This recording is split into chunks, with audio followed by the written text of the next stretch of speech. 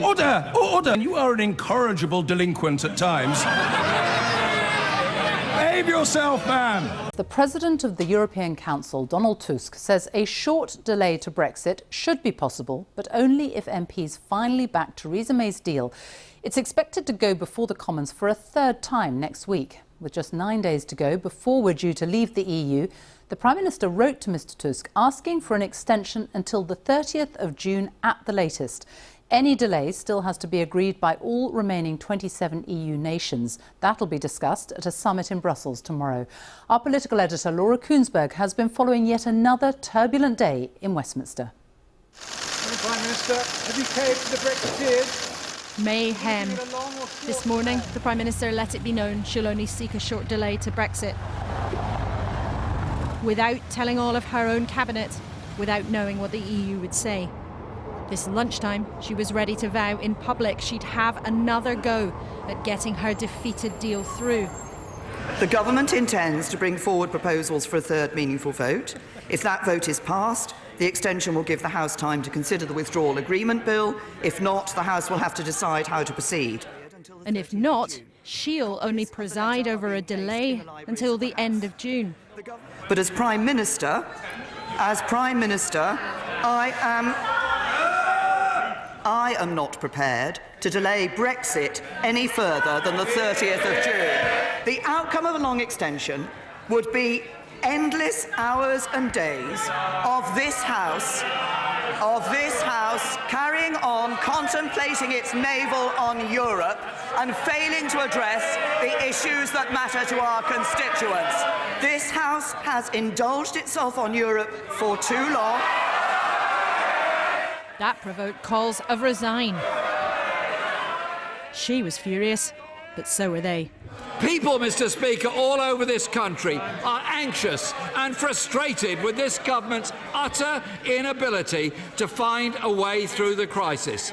If the Prime Minister cannot get changes to a deal, will she give the people a chance to reject the deal and change the government? In the national interest, I beg this Prime Minister to think again. Yet Brexiteer troops pulling her in the other direction, saying leave next week, whatever. Prime Minister, it is entirely down to you. History will judge you at this moment. Prime Minister, which is it to be? When will she develop a backbone and stand up to those that would take this nation to disaster?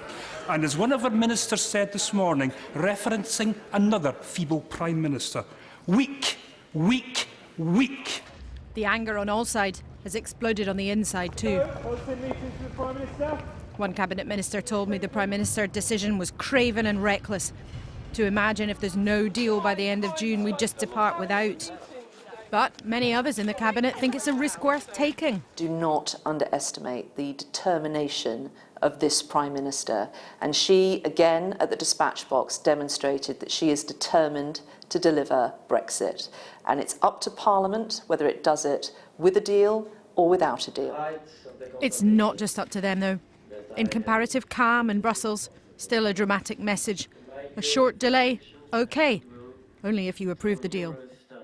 I believe that a short extension will be possible, but it will be conditional on a positive vote on the withdrawal agreement in the House of Commons. So Number 10 could be asking MPs next week. Her deal, with a short delay to tidy up, or no deal at all. This feels like a major moment for Theresa May.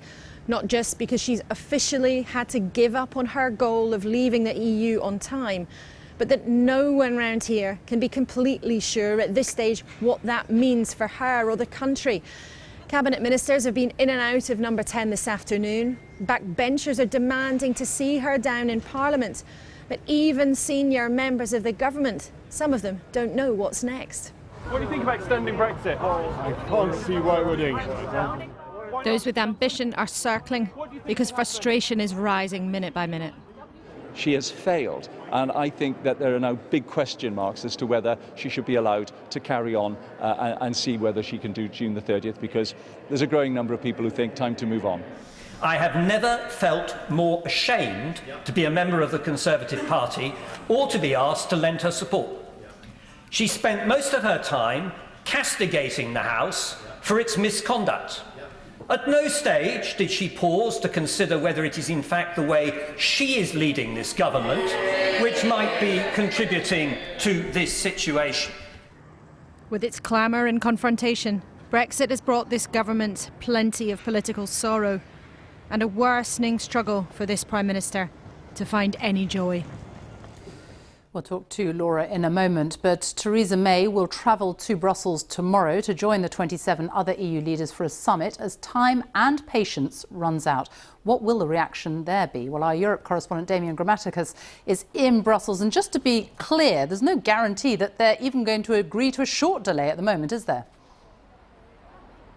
No, you're absolutely right, Sophie. What we know is the Prime Minister will come here. She will address the 27 other leaders tomorrow, and then they will decide. Now, Donald Tusk is indicating that he is recommending to them that they should agree to a short extension, but possibly not to that 30th of June date, possibly earlier, and with that key condition that the UK Parliament would have to approve the withdrawal deal on the table first. And that reflects, I think, frustrations that Mr Tusk talked about. He talked about Brexit fatigue amongst countries like the Dutch and like the French and the Spanish who want something clear. But does this mean the choice next week will be Theresa May's deal or no deal? Well, no, not necessarily, because Mr Tusk said he could still call an emergency summit later next week. Why?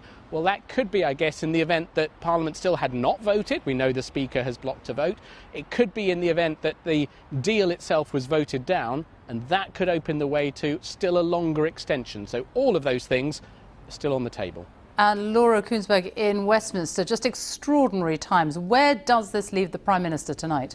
Well, Sophie, today it's like the lid that has been only just holding on all of this has been completely blown off and exposed the kind of bubbling morass of frustration and unhappiness all around. The Prime Minister is in big trouble here, but she also made crystal clear to MPs today that if she couldn't get her short delay or if she couldn't get her deal through, she would not tolerate the idea of, as Prime Minister, allowing us to stay in the EU beyond June. What could that mean? Well, it raises expectation that if that were to happen, or if Parliament were to force that on her, she could even quit as Prime Minister. We are in these kinds of times here. And in terms of the next few hours, well, they might determine that future course of events. Round about now, Theresa May is sitting down with opposition leaders to talk about the extension that she is seeking. At about 7 o'clock, she's seeing some critical Conservative MPs whose backing she so desperately needs. And then shortly after that, perhaps at around 8 o'clock, she will make some kind of statement in Downing Street. But that, as things stand, is not confirmed.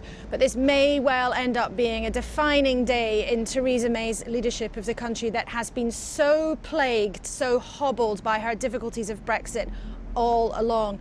Big choices for her, but Sophie, big choices too for every single MP in Parliament who so far have been so divided and so unable to come together. Laura Kuensberg with the latest there in Westminster. Thank you. And Damian Grammaticus in Brussels. Thanks both.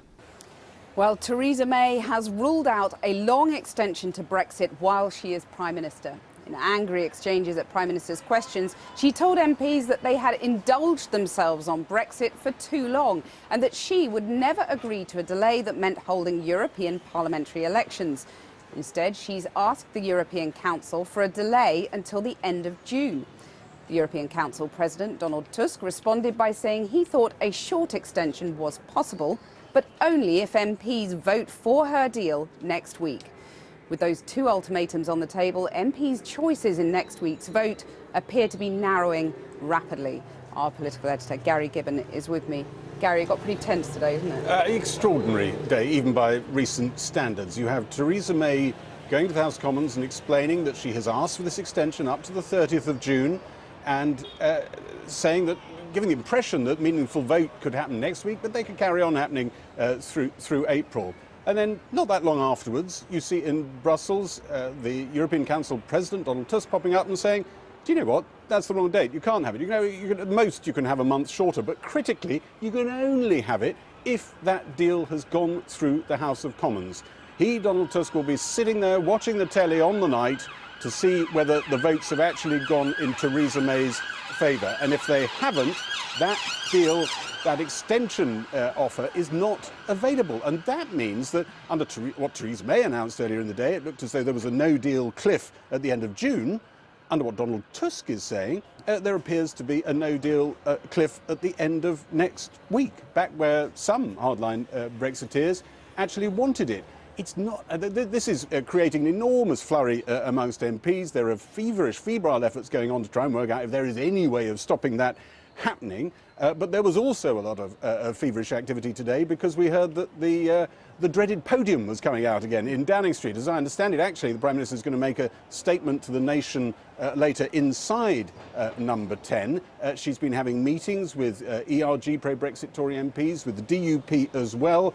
I understand she's not going to make a dramatic announcement that takes us beyond what she said in the House of Commons, but she is going to reiterate in stark terms that there is this battle, as she sees it now, between Parliament and the people. And she's going to try and appeal over the heads of the MPs, over the heads of her own party, and say, I am with you, the people. I'm frustrated by all this as well. It's got to end. And she will say, again, what she said in the House, that she won't countenance a long extension, a long delay to Brexit.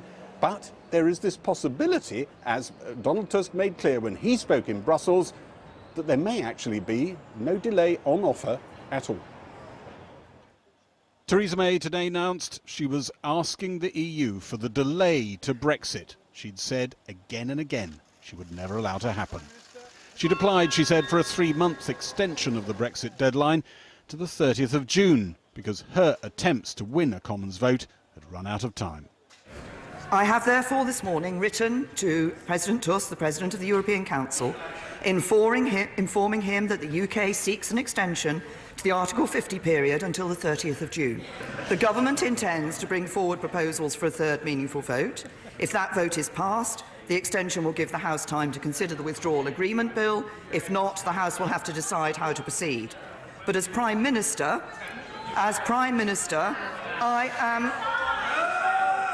I am not prepared to delay Brexit any further than the 30th of June. There were shouts of resign. No sooner had she spoken than an EU spokesman announced the maximum short extension on offer was to the 23rd of May. But Theresa May's focus was those in Parliament she believed had dragged out this process. The outcome of a long extension would be endless hours and days of this House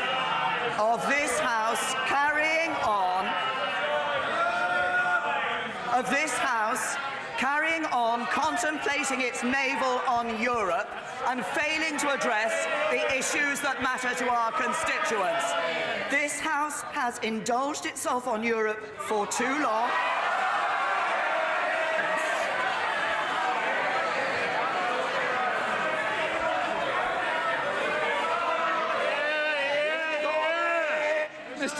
Mr. Speaker, to describe the parliamentary process as one of indulgence doesn't show much respect for the democratic process that sent us here in the first place.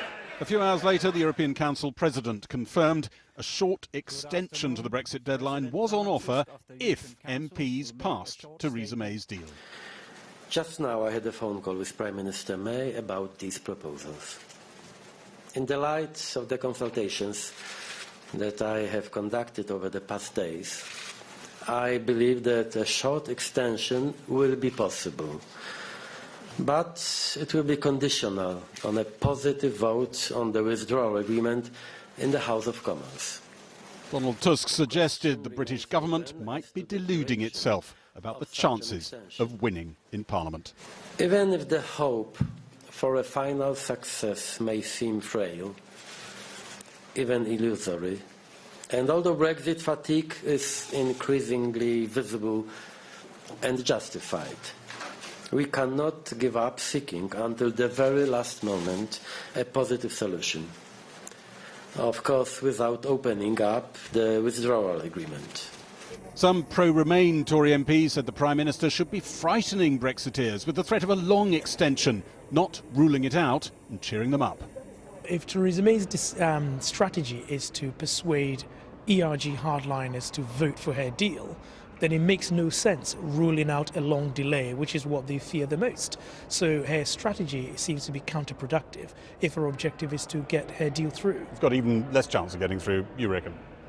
Of course, I think they'll just get the champagne out and wait for no deal, which is what their primary objective is. I have never felt more ashamed to be a member of the Conservative Party or to be asked to lend her support. I have great sympathy for her. I've known her for many years, and we had a personal friendship beyond and outside of this house. But I have to say, I could have wept. Wept to see her reduced to these straits, and wept to see the extent to which she was now simply zigzagging all over the place, rather than standing up for what the national interest must be. Theresa May decided not to attend a gathering of Tory MPs tonight, where whips warned some might have told the Prime Minister directly that her time was up. I'm not happy with the way that you and your team have conducted the negotiations, and I very much hope that you'll see your way clear standing down immediately after we achieve that vote. But if you're getting that from all of us, one after the other, surely we'll grind her down in time. And why on earth does she want to stay on? She must know she's fouled this thing up. She must know she's got it wrong. She must know she's the least popular Prime Minister in the history of Prime Ministers. Why on earth does she want to stay here? Time she went. Meetings of cabinet ministers seem to be happening on a rolling basis through this crisis. As they left, Tory members of the European Parliament came in for a farewell drinks reception as their time in Brussels and Strasbourg comes to an end. It's not clear if Theresa May managed to look in on the drinks reception, as she was meeting Tory and DUP MPs and preparing a statement to the nation. It will be transmitted tonight. Well, joining me now is the Prisons Minister, Rory Stewart. Is it now a question of Theresa May's deal or no deal? Well, Donald Tusk has changed things a lot. So what he said is he will only grant a short extension on the condition that people vote for the withdrawal agreement. So he's ruled out granting a short extension if people were to try to push for a customs union or other options. And I think that means that the many, many Labour MPs who, like me, feel no deal would be damaging, unnecessary, very, very difficult thing for this country, but who want Brexit to happen, would feel that they ought to vote for the withdrawal agreement and then have the other discussions later. But why should they compromise when Theresa May isn't, as things stand, giving ground on any of her red lines? Shouldn't she be moving too? Well, because it isn't just her red lines. What's become clear with Tusk's statement today is that these lines on the withdrawal agreement are also the European Union's red lines. And I think so you might get a longer extension to Article 50 if you went for a softer Brexit altogether. Isn't that what you should be doing now? So, regardless of whether you wanted to go to Norway or you wanted to go to Canada, you have to go through this withdrawal agreement. All the withdrawal agreement does is it's the first stage. It protects citizens' rights, it sorts out the financial payments, and it provides guarantees over the Irish border while leaving the European Union. Labour MPs should be able to accept that. What they're disagreeing about is the political declaration. And that isn't legally binding. That's something that can be discussed in the future. Let's get this vote done, and then we can move on. Well, Labour are saying that Theresa May should abandon some of her red lines. So what you're saying, what they're saying, added up together means we're crashing out in just over a week without a deal. How can you contemplate that prospect? Well, I think that would be deeply damaging and deeply, deeply unnecessary. But all this talk about the Prime Minister's red lines, we have to focus on the fact that these are the European Union's red lines too. OK, but the truth is she's being reckless, isn't she? And those aren't my words. David Lidington, Cabinet Office Minister, said a week ago that a short extension would be, quote, downright reckless, making a no-deal scenario far more likely. And this is what the Prime Minister is presiding over. The question on granting an extension is a question also for the European Union. And I think it's important to understand that pro-Europeans in Britain, and there are many pro-Europeans in Britain, should actually show some respect towards the European Union here. Tusk, European leaders are saying this is a good deal. And there's a conspiracy for some reason, both from hard Brexiteers and pro-Europeans, to say this is a bad deal. It's not. It's a good deal. Unless you want to stay in the European Union or have no deal at all, this is a good Brexit deal. And the thing that's confusing me here is that the gap between the Labour position and the Conservative position is a quarter of an inch apart. I mean, the Labour Brexit Secretary... There's a small matter of the customs union. So the Labour Brexit Secretary has said that what he doesn't like about the withdrawal agreement is that he thinks that it has a permanent backstop. And in another breath, he says That's a permanent customs union. And then another breath he says, I want a permanent customs union. We'll quiz him about that. Okay. But should the Prime Minister say to MPs, to get some of the ardent Brexiteers on board, that she will not be here in a few months? She will quit if they back her deal? Well, I don't think that would work, because I'm afraid the really hard Brexiteers, who genuinely seem to want a no-deal Brexit, seem to be so angry with this deal that they wouldn't vote for it. So I don't think that would work as a policy. Are you ashamed to be a Conservative, as Dominic Grieve said he was today, with all this mayhem going on? No, I'm not. I think leaving the European Union was always going to be unbelievably difficult, and there'll be many people watching the programme who just don't want to leave the European Union at all, and I respect that. But if, like me, you accept a referendum happened and we're leaving the European Union, we need to do it in a moderate, practical way, and we need a compromise. We need to bring the sides of the country together. But you're not prepared to compromise. Well, this deal is a compromise. It's a deal, but it's a compromise between no-deal Brexit and trying to remain in the European Union. Rory Stewart, thank you very much for joining us.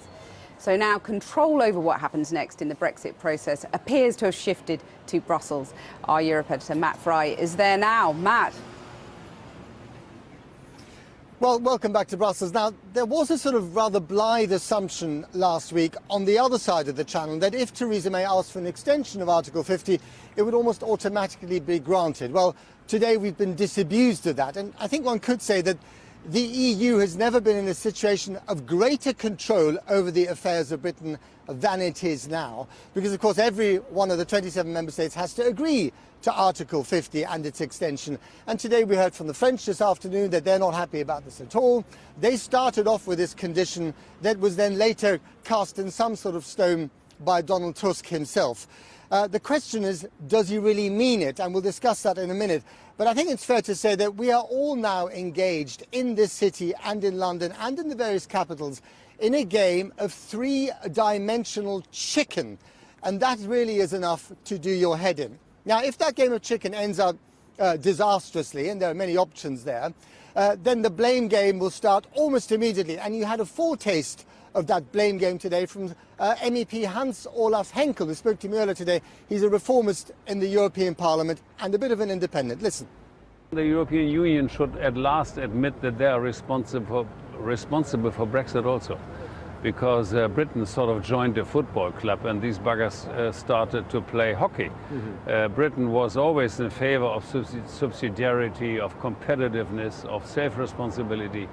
And it was the European Union which started to change the game towards more centralization, towards socialization and so on.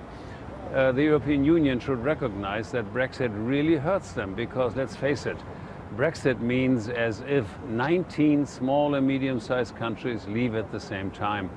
And Britain is still the largest single customer of the European Union, ahead of China and the United States. Well, let's bring in my guest, Agata Gostinska-Jakubowska from the Centre for European Reform. I hope I said your name correctly. Yes, indeed. Does Donald Tusk, fellow Pole, mean it or not when he says, get this thing passed or there's no extension? Well, I think the situation is becoming increasingly serious. There's definitely this feeling of Brexit fatigue in numerous European capitals. And I think what Donald Tusk said today really reflects that. And plus, I think the trust for whatever Theresa May says has really diminished among EU27. But are they seriously saying it's either no deal and you crash out, or you get your deal passed? Well, that's not what he said today. He said, and by the way... That's the way it's being interpreted, by the way, in London. But Theresa May asked in her letter for a short extension. Well, then she got a response, which is indeed conditional response, but the EU needs to basically needs a clarity from London that there are some actions behind the extension, not just an attempt to buy time. So a longer extension, if the deal is voted down, is also still a possibility? Well, if Theresa May asked for that, then I wouldn't exclude it. But I think we really need to underline that there are more and more EU leaders who actually want to turn the page. That's not, it doesn't mean that they do want no deal, but they have been preparing for such a eventuality. And now it's actually, the ball is in UK's court. I get the impression, especially from the French, that they regard us like a sort of gangrenous limb on the body politic of Europe. And the quicker we are amputated, frankly, the better and the easier for the body to recover. Is that fair? Well, I wouldn't go that far, but indeed, French have been one of the strictest negotiators in here. But in a way, I believe that they will probably follow the line and they will grant a short extension. But as Donald Tusk said, there needs to be this deal pushed through the parliament, which we don't know whether that will happen. In 10 seconds, talk to your gut. Does your gut tell you that we're going to extend or that we're going to crash out without a deal? Where are we heading with this?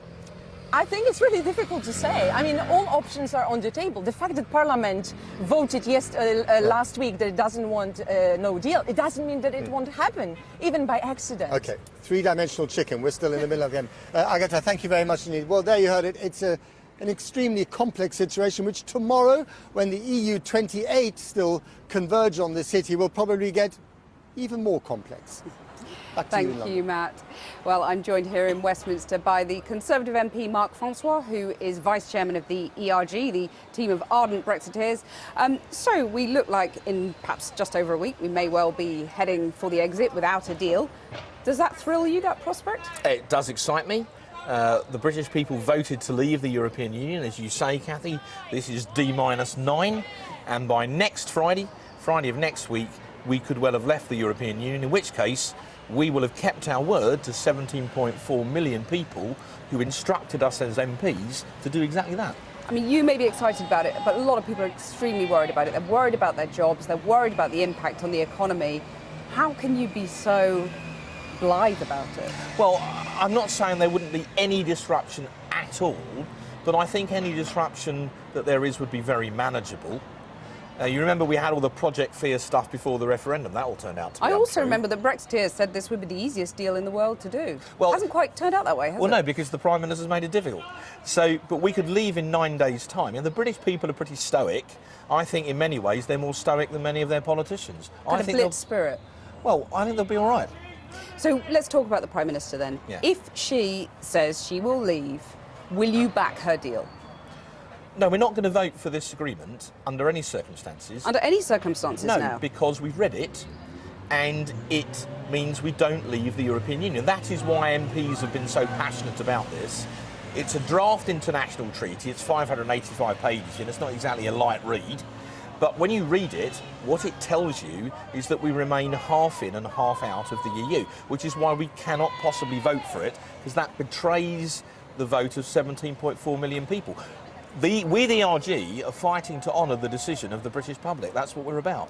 Really, there's no way Theresa May will get your support at all. So why shouldn't she just tack to a softer Brexit to try and get as many Labour votes as possible and get her deal through that way? Because a softer Brexit, a customs union, again, doesn't leave the European Union. That's what the people voted for. And remember, we're the people. We're the politicians. We work for the people. We don't, we don't ask them to report to us. We report to them. They employ us. They had a referendum. They took a decision. They gave us an order, which is what we want to leave. A customs union in Norway doesn't do that. And a lot of people are hopping mad that they see you and others digging in, refusing to compromise. Well, we did try to compromise on the 29th of January. We voted just for that one day. Well, we tried to compromise. There was a thing called the Brady Amendment, which basically means that we would leave. I'm really going to look forward to looking that guy in the eye in 9 days' time when we've left. The Brady Amendment basically meant we would have taken it. Yeah, we would have taken out the backstop. I'm really sorry, we have not got time to go into the Brady Amendment right now. I'm afraid we're out of time, but thank you very much, Mark Francois. Theresa May has asked the EU for an extension of Article 50 to delay Brexit, but the EU Council President Donald Tusk has warned that a short extension is only on offer if a deal is agreed by MPs here. Without an agreed deal, there may be no delay on offer, meaning the UK could crash out of the EU next Friday. Well, joining me now is Caroline Lucas of the Green Party. You've just been meeting the Prime Minister in the Commons, and we're hearing that Jeremy Corbyn stormed out of the meeting. Tell us what happened.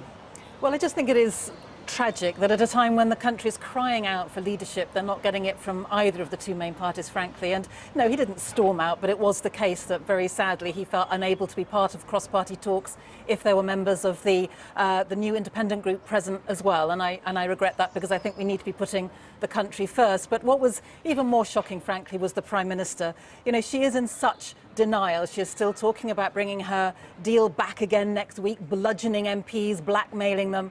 And there's such an irony that, you know, her whole strategy is based on the idea that she will keep bringing this back to MPs until we agree it, and yet completely refuses any idea of going back to the people to see if they might like to have a say on this issue. I'll come back to that second referendum in a minute, but did you see any sense of concessions, any sense of sort of common ground that could be established here? From the Prime Minister, I saw no sense of any concessions. It was quite extraordinary how she was very openly saying that she would be happy to countenance, not happy, but she'd be willing to countenance no deal if that was necessary. She would far rather that, she said, than going back to the people, for example.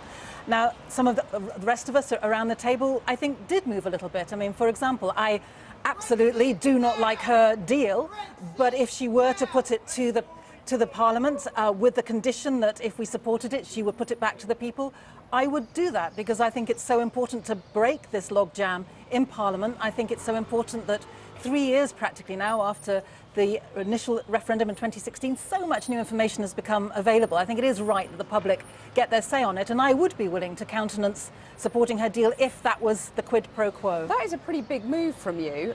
Can you pull other opposition parties with you? I think the Liberal Democrats are in the same place. I think the Nationalists are considering it. Obviously, that's for them to say. But I think would back her deal potentially, and also the SNP potentially back Theresa May's deal if it gets put to a referendum. I'm not saying that. No, I'm saying that I'm sure they are still considering it. But what I am saying it is the position of the Green Party and the position of the Liberal Democrats, and I'll let the Nationalists speak for themselves on that. But I do think there's a sense that we all have to move a bit in order to avoid the absolute catastrophe that no deal would be, and the brinkmanship that the Prime Minister is showing, the complete contempt, not just for Parliament, but I think for the country as a whole, is shameful. But there is a potential for quite a big breakthrough there if opposition parties potentially, you know, Labour is the biggest question here, so therefore Jeremy Corbyn wasn't in the meeting, but he is continuing with bilateral talks that the party said tonight. And that is potentially, very briefly, a big breakthrough. I think it could be. The independent group obviously would also support that. So I think Kyle Wilson still is the key to unlocking this. Sorry, that's the name of the amendment that would essentially mean that the deal would go through here, but on condition that it gets put to the people, and crucially, that whatever the result of that is, goes straight into law. It doesn't come back to Parliament. Caroline Lucas, thank you very much for joining us. I'm sure you feel you've seen just about everything when it comes to Brexit, but tonight was a whole new level of strange. We were on tenterhooks waiting for the Prime Minister to come out to give an emergency statement. Was she going to offer to resign if she got her deal through, perhaps? No. In fact, she repeated everything she'd already said earlier today with added irritation, or if you were being critical, petulance. We, the public, were right to be fed up, she said, and it was all the fault of MPs. So that should definitely help calm the waters at Westminster. In terms of the substance of the day, the EU said it might indeed grant some kind of short extension, provided she does get her deal through the Commons next week. What happens if she fails at the third attempt remains, with 9 days to go until our exit, a complete mystery.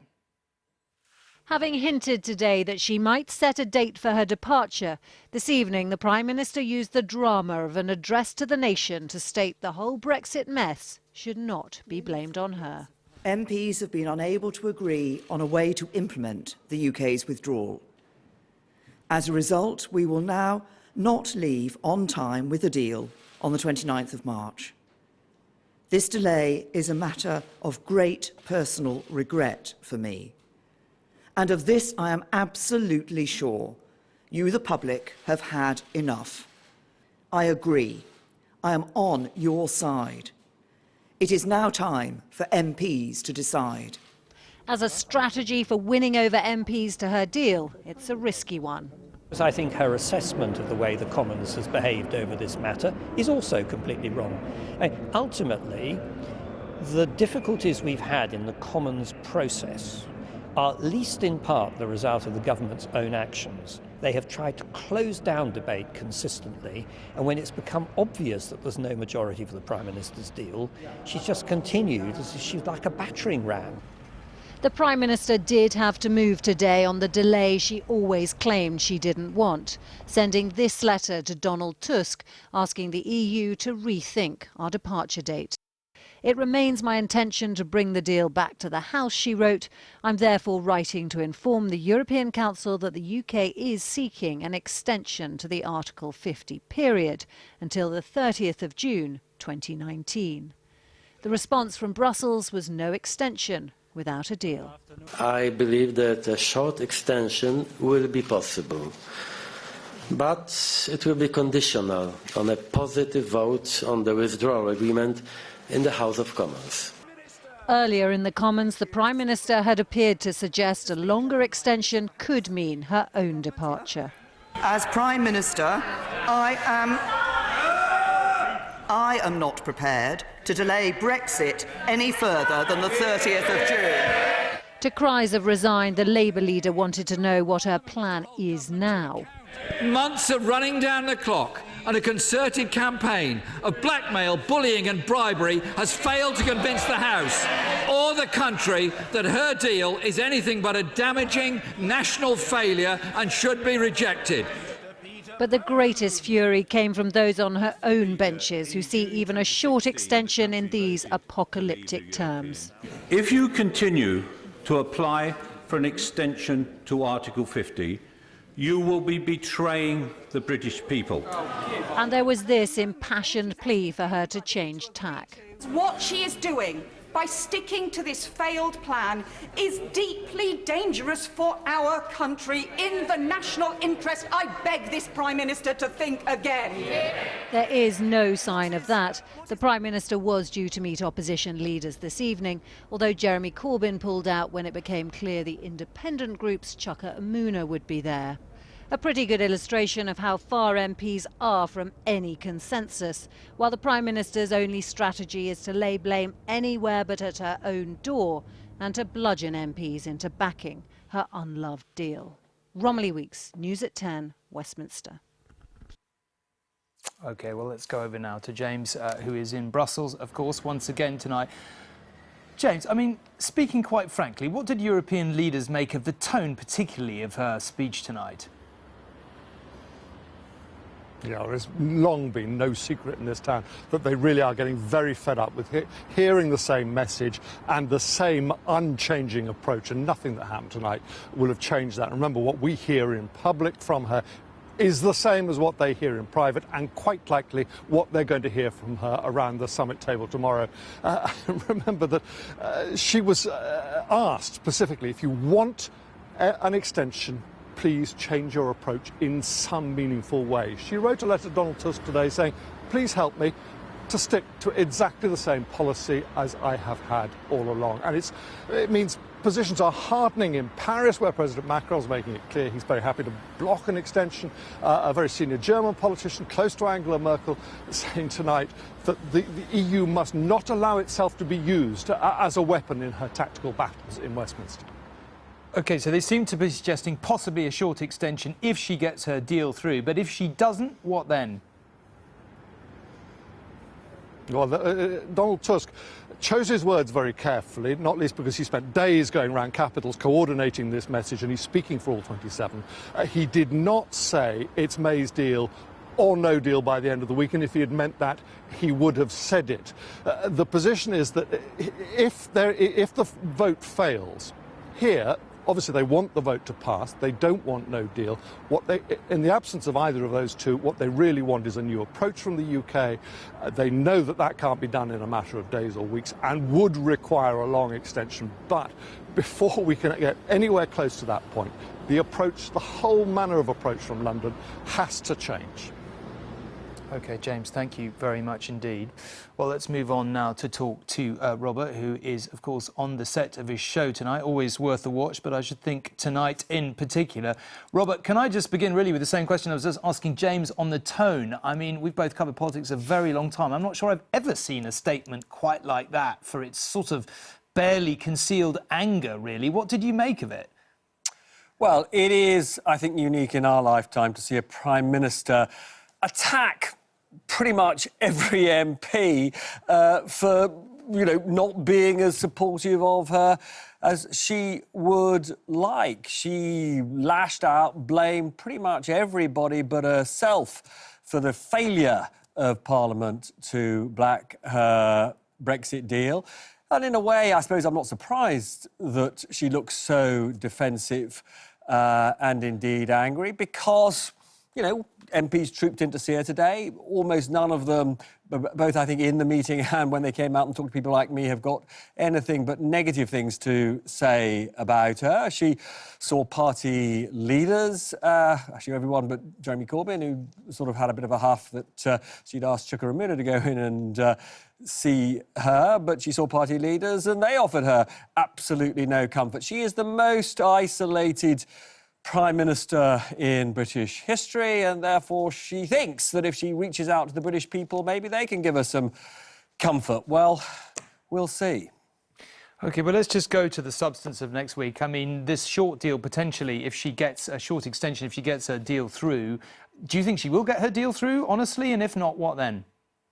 Tonight, I think it's looking very unlikely. The way that she has been trying to frame the decision is between her deal and what many people would regard as a very economically and damaging, and actually also damaging to our security, no-deal Brexit. Donald Tusk appeared also to frame the choice in that very simple binary way. But, when I talk to MPs who didn't vote for her last time, they don't believe her. They think, actually, as James implied, that if the deal gets voted down at that point, there's obviously a big choice for Parliament and a big choice for the EU, but they don't think we'd tumble out at that particular moment. And if they can't actually be forced to believe that it is a simple choice, they will vote her against her again. And, night after night, we've been saying this, but the outlook still looks profoundly uncertain. I've got William Hague on my show. I actually spoke to him about an hour or so ago. He said that he saw this as the worst failure by Parliament and government for 200 or 300 years, this Brexit mess. And I suspect many people watching this show tonight won't feel that they're going to disagree with that bleak assessment. OK, Robert, thank you very much. Robert Show, of course, coming up straight after this. Tempers are severely frayed, language loose, politicians tired and becoming emotional, and Theresa May stands like Joan of Arc, giving parliamentarians a tongue-lashing, ready to fight to the end, well, 9 days actually, when, without a deal, we will crash out of the EU. Earlier, she held a meeting with members of the opposition parties, but apparently Jeremy Corbyn couldn't take the fact that Chuka Umunna, now a member of the independent group, was there and stormed out. One German MP talked about looking on at this misery. A big question tonight is, if another meaningful vote is defeated, is Theresa May a zombie Prime Minister who'll walk out of Downing Street? Here's our political editor, Nick Watt. Through the Brexit mist, a rare and potentially defining moment of clarity. Deal or no deal could be the choice facing MPs next week, as the Prime Minister mourned the need for a delay to Brexit with a blistering attack on Parliament. This delay is a matter of great personal regret for me. And of this I am absolutely sure. You, the public, have had enough. You're tired of the infighting. You're tired of the political games and the arcane procedural rows. It is now time for MPs to decide. An 11th hour challenge to MPs and to John Bercow to allow a vote. All that after the EU indicated it would accept a short extension to Article 50 if the Prime Minister's deal is approved by MPs. I believe that a short extension will be possible, but it will be conditional on a positive vote on the withdrawal agreement in the House of Commons. But is the EU preparing to challenge the Prime Minister by entertaining a longer extension if her deal falls? However, if there is such a need, I will not hesitate to invite the members of the European Council for a meeting to Brussels next week. Theresa May hopes to eyeball her opponents in Parliament and say, who wants to take the blame for no deal? But it was touch and go to reach this point in the early hours of this morning. One Leave Cabinet Minister told me that had the Prime Minister pushed ahead with a long extension, her premiership would have ended on the spot. Some Remain ministers believe Theresa May ratted on an undertaking to keep a long extension in play. Feelings were running high in Parliament. I have never felt more ashamed to be a member of the Conservative Party or to be asked to lend her support. She spent most of her time castigating the House for its misconduct. At no stage did she pause to consider whether it is in fact the way she is leading this government which might be contributing to this situation. Prime Minister, if you continue to apply for an extension to Article 50, you will be betraying the British people. If you don't, you will be honouring their instruction. Prime Minister, it is entirely down to you. Leading opposition figures were in despair after meeting the Prime Minister. We are a week away from supposedly leaving the European Union. We have a Prime Minister that's blind to the reality of the fact that her deal has been voted down not once but twice. She wants to bring it back again. I cannot see any scenario where she's going to get her deal through, and we're left with the situation that the Prime Minister is blackmailing the United Kingdom, because that's what it is, by saying it's her deal or no deal. This Prime Minister has no plan B, and I think she has got herself into the most awful and serious of situations for our country, and I'm afraid this is a result of her stubbornness. Labour backbenchers may help the Prime Minister if opposition parties are given a bigger say in the next stage of EU negotiations. I think if this amendment goes through, that is the only route that the Prime Minister currently has to persuading significant numbers of Labour MPs to move. But crucially for the whole of Parliament, even for people who aren't supporting the withdrawal agreement and won't support it in its current form, what this provides is insurance. It means that in the next stages, whoever is Prime Minister is going to have a proper cross-party dialogue from the outset, which will stop us from getting locked into this tug of war that has brought the country to the brink. Moving on towards the Brexit endgame. Choices for MPs next week, but first, Theresa May has to do battle with the EU in Brussels. Well, Nick is in Downing Street right now. Nick, have you been hearing more reaction to the tenor of that speech to the nation?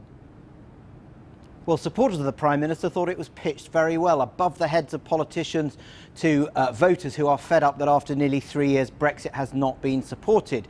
But talking to ministers on the Remain side, they are absolutely not impressed. One described this statement as puzzling because it insults the very people that the Prime Minister needs to win over, that's MPs, and misleading to say that MPs have had a series of choices. This minister said to me, I keep on getting whipped to vote for what I don't believe in by the Prime Minister. And interestingly, you heard in my film from that Labour backbencher Lisa Nandy potentially providing a way to help the Prime Minister with her deal. Lisa Nandy described her statement as disgraceful and reckless and said it would reduce support for the Prime Minister. So, that said, what happens next? Well, in the last hour, Jeremy Corbyn has issued a statement after a conversation with Theresa May. He says that she is in complete denial about the level of the crisis and said she's not open to compromise on alternatives. Now, interestingly, I understand that there may well be a route to alternatives.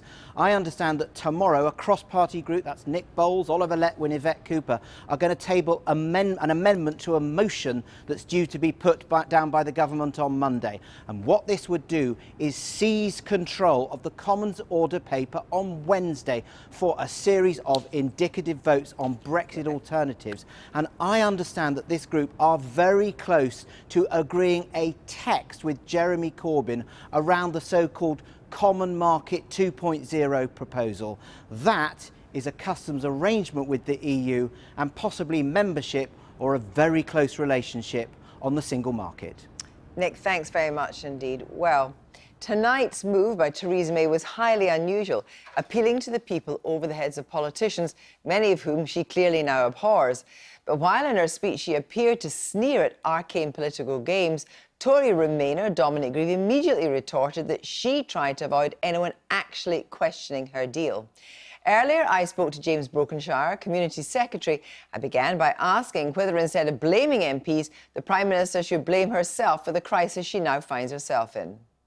I don't see it in those ways at all, Kirsty. The reality is the frustration that I think that the Prime Minister feels, that the country feels in not seeing this closed out, not getting this deal through Parliament, and some of the things that we've seen. Of course, there are some stark choices that MPs will have, that we'll all have in the decisions that will need to be made on giving effect to that referendum, and that hasn't changed at all. Let's be quite clear. If there's a meaningful vote 3 on Monday, and she is defeated, then we crash out 6 days later with no deal.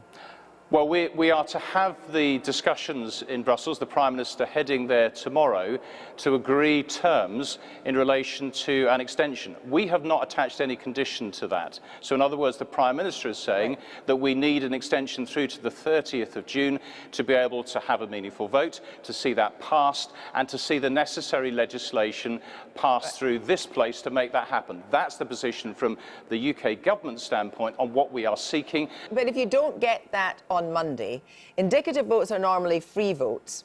There would be indicative votes. Now, there's two different things here that seem to be happening. She is warning of the dangers of absolutely a no deal, her deal no deal, but we understand that the briefing papers for ministers going out are to, to reach out to other parties, to seek consensus, to try and find a way forward. Now, that consensus might mean a softer Brexit. That consensus might mean a customs union.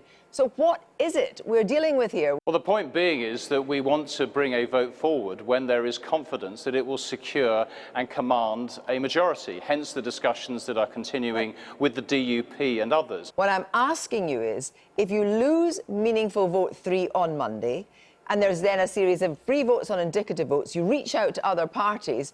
What is seeming to be saying is two contradictory things here. She's saying it's my way or the highway, but the ministers are being briefed to say we will reach out to other parties in order to find a consensus. We already know that Philip Hammond thinks a consensus is possible, and that consensus is around a customs union. I'm putting it to you, would you be absolutely sure that we might not have a deal going forward that involves a customs union? Can you be sure of that? Well, what I can be sure of is that we will not come forward with the meaningful vote unless we believe that that will secure and command that consensus. And therefore, you can come up with all sorts of different suppositions as to this or that. That doesn't change the reality of what we need to achieve, which it is that consensus. What you seem to be suggesting is a consensus without compromise. She's not prepared to compromise. I'm saying that she's not being straight with the people. I absolutely not, Kirsty. She's been straight with the public on saying that we need to not play games, not see the different subterfuges and things like that we have experienced over the last number of weeks, to actually crystallise this down, make it real. The fact that we have a duty and a responsibility to give effect to that referendum, and actually framing the choices and the consequences as well as a result of having this short period of time. That's what this is about. Wes Streeting has just tweeted this. He said, MPs across the House have been subjected to death threats. If any harm comes to us, Theresa May will have to accept her share of responsibility. This is following her speech to the nation tonight. What's your response?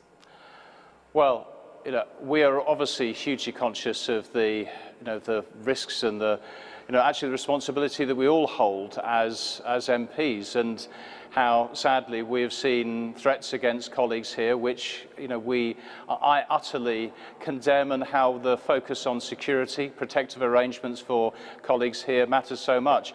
I'm sorry if Wes has tried to present it in that way. That is profoundly not what the Prime Minister is saying. She is saying it's the choices that we have, the responsibilities that we hold, and therefore they're really crystallising down what we need to do in the days ahead, recognising the issues for the country. It was very clear in her speech. She was speaking to the population over the heads of politicians. She was critical of politicians and the way they've conducted themselves in Parliament. If any harm comes to politicians as a result of that, she will need to take her share of responsibility, as what Wes Streeting is saying. Do you deny that? Well, all I'm saying is that I know that there are huge frustrations here and in the country, people wanting to see this deal concluded and seeing that we're able to move on and move forward. But no one should be condoning anything other than upholding our democracy, which is about peaceful debate and discussion and agreement. That is what this House stands for and what we as a government will always uphold. Thanks very much indeed for that reaction. Well, for the third time this week, we asked Labour for an interview with a shadow minister, and for the third time this week, none was forthcoming. I'm joined now by the Conservative Leave-supporting MP Crispin Blunt and Labour's Liz Kendall, who supports a second referendum. Thank you both very much for coming in. Can we just deal with this Wes Streeting tweet first? What he actually said was, I thought long and hard before this, but Theresa May knows that MPs across the House are subjected to death threats, some very credible. Her speech was incendiary and irresponsible. If any harm comes to any of us, she'll have to accept her share of responsibility. What's your reaction to that, Crispin Blunt? Well, I think Wes has slightly overcooked it. And the difficulty will come if the public who voted to leave the European Union think then it's been stolen from them. Then we will be in deep trouble. And the Prime Minister, quite rightly, was facing the House of Commons to face up to the reality that nearly all of us, and 85% of us, were elected on a manifesto to deliver Brexit. And she, quite rightly, expects those other MPs to vote for an option that is going to honour that. Liz Kendall, your reaction to that? Well, I think he was right to raise it. Look, Theresa May's speech this evening was deluded, because the reason we're in this mess is because of her catastrophic failure of leadership. And it was dangerous, because once again she is trying to pit Parliament against the people, and the language she used was more suited to an authoritarian than the Prime Minister of a parliamentary democracy. Crispin Blunt, you're a no-deal man. That speech was directed as much at you as at Remainers. Well, would it convince you? No, but I don't think it was directed at me, because quite rightly, the Prime Minister... I think it was directed at you, wasn't it? I mean, she's got a deal there and she wants you to support it. You are a member of her party. The basic position we share. We stood in 2015 on a manifesto to have a referendum. Parliament voted for a referendum, and it was absolutely crystal clear that would abide by the result of the referendum. And you got the deal. We had a referendum in 2016. The public took a decision, which was to leave the European Union. We then, that Parliament, then voted by a huge majority to give notice to the European Union to leave on the 29th of March this year. And then we all solemnly stood, the Labour and Conservative candidates, on a manifesto to deliver that decision and to make a reality of Brexit. There are only two realities of Brexit now, the negotiation having been completed. It's her agreement, or it's leaving to World Trade Organisation terms. And you'd prefer to leave to World Trade Organisation I prefer to that, because that from my view, means that the United Kingdom is in an infinitely better position than to negotiate the future arrangement with the UK. So has this made things easier for you, then? It's the choice, quite properly, goes on, is now being faced with the Labour Party in particular, but also some of my Remainer colleagues, to acknowledge the reality that the Prime Minister has been clear. She is going to deliver Brexit, which was the undertaking that 85% in the House of Commons... And you stood on that manifesto as well. You stood on that manifesto. There is a Brexit deal on the table. And she wants you to back it as much as she wants Liz Kendall to back it. And I stood on a manifesto which was informed by her Lancaster House speech, which laid out the deal she was seeking to negotiate. She hasn't secured that. She has secured indefinite membership of the Customs Union until the European Union decide we can leave. Now, I happen to think that spending £39 billion and not getting the future relationship between the EU and the UK sorted out in that negotiation, so the so-called sequencing, actually means that we're being asked to pay up front not to secure the future. So my view is it's perfectly clear that it's better for us to leave and then have that. Liz, I just want to ask one final question. And then have that negotiation. Now, hang on. Let's just say, is this actually possible that it's made it easier for the ERG and others to support a softer deal? A softer deal? Yeah. No, I don't think it's. I don't think it will have had any effect. What it means, they go for no deal. They're going to... Well, sorry, not a soft deal. They're going to go for no deal. It's going to make it easier to go for no deal. No, I would... No fear now, because they're not going to get a softer and I think Brexit. the Prime Minister's clear, and as she has been, to be fair to her, crystal clear, 108 times she said we're leaving the European Union on the 29th This of March. brings me to you, Liz, because, I mean, anything that she has said convince you to back this deal? No, because... she says the people want it. Look, there isn't one people who all agree the same thing, and I think some people may have liked what they heard from the Prime Minister tonight. I know millions more won't have done. Look, Crispin is entitled to think we should leave with no deal and go on to WTO rules. But that's actually eventually what might happen. It's just that that wasn't the proposition put to the public, and I will not vote for a deal that makes my constituents poorer. It's not what people were promised. It's a worse deal than we have now. And the crucial thing that we've lost sight of in all of this is that the uncertainty will go on forever because we have not agreed our fundamental future relationship with the EU. So we will be back here time and time again. And unless we know the destination that we're going to, I think it would be a mistake to pass the Prime Minister's deal. It's possible that your vote will be one vote that will add to the possibility that we crash out the European Union on WTO deals. I'm asking Liz. You've had a long time to We're going to have a disorderly I don't exit believe at this that those are the options. I believe that if the Prime Minister's deal is voted down, we should seek a longer extension, because whether you want a customs union or a common market or a referendum, we need more time, because we have never faced up to the fundamental choices that Brexit brings. Stay close, protect jobs, avoid a hard border, but have no say over the rules, or cut all ties with the risks and uncertainty that brings. We've never faced up to those choices, and we need time to do that. Apart from the fact that a future relationship with the European Union, with the United Kingdom free of the terms of the withdrawal agreement, is a negotiation that eventually will end in meeting the common interests of the EU and the UK. Now, over 2 years ago, when I chaired the Foreign Affairs Committee, we examined all of this and we produced a report on no deal. Actually, with one of your later contributors was one of our specialist advisors to that report.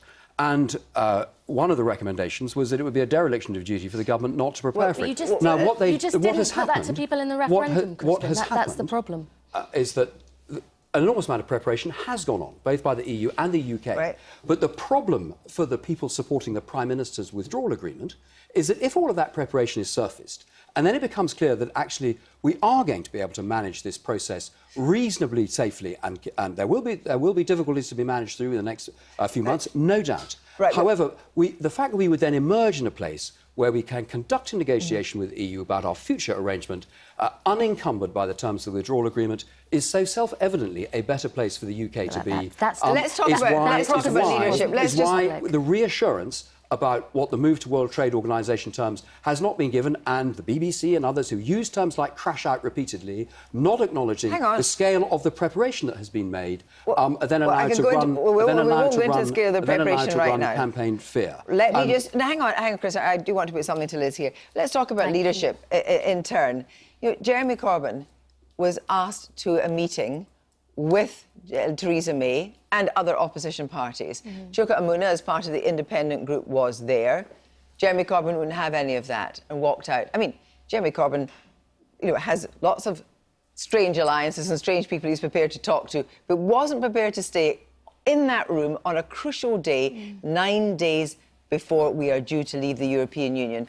What kind of leadership is that? Well, I don't know what the agreement was about the type of meeting, but I think that was ill-advised. I think people want to see politicians try to come to some sort of agreement. Yes, and I think next week you will see a cross-party group of MPs try to say, look, we need to set out not just what Parliament is against, but what it is for. We have not had the proper opportunity to do that, and I hope that that happens next week. Kristen Blunt, finally, on Theresa May, have you been talking about a post-Theresa May scenario here? Because it's quite clear that she said, I won't be a Prime Minister that sees anything other than a short delay, which, of course, is code, or not very close code, for saying, I'm going to go otherwise. Have you been having those conversations? She has said she's going to deliver Brexit.